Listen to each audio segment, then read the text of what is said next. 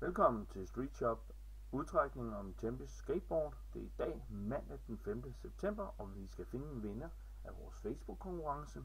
Alt hvad du skulle gøre var at gå ind på vores konkurrence på vores Facebook side, skrive Tempest i svarfeltet og like det.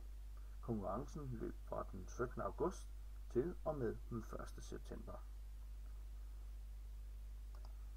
Du kan gå ind på vores hjemmeside streetshop.dk, hvor du kan læse mere omkring vores konkurrencer hernede i bunden.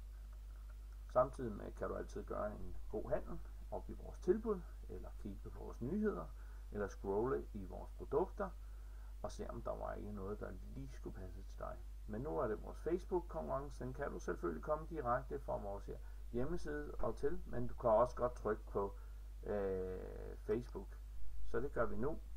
Og det er streetshop.dk, og hernede har vi konkurrencen. Der var 21 delinger, og vi kan se, at der er nogen, der svarede efter feltet, så dem tager vi ikke. Så vi kører op her og markerer dem.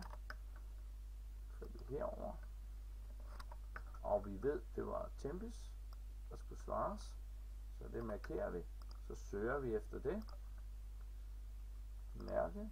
Marker linjen, find alle med Tempest, har vi fundet her, så skal vi have isoleret dem, sådan. Som I kan se, så er der 21 deltagere, og nu bliver det spændende at se, hvem der vinder. For at finde en vinder, går vi på random.org og skriver fra 1 til 21 deltagere, som der var, og nu bliver det spændende at se, hvem der er. Det blev nummer 13, der vandt. Tillykke til nummer 13, og hvem var nummer 13? 13, det var Mathias, der har vundet. Så nu går vi straks ind og ser, hvem Mathias er, og hvor Mathias kommer fra. Kan vi gøre på vores Facebook side. Det var nummer 13. Så skal vi lidt længere nedad. Det er her. Mathias, tillykke. Du har vundet. Jeg kan se, at du bor i Munkebo. Tillykke med det.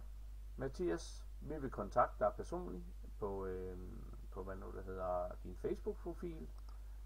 I andre, I må have held og lykke næste gang, vi kører en konkurrence. Følg stærkt med på vores hjemmeside eller på vores Facebook-profil. God dag til alle.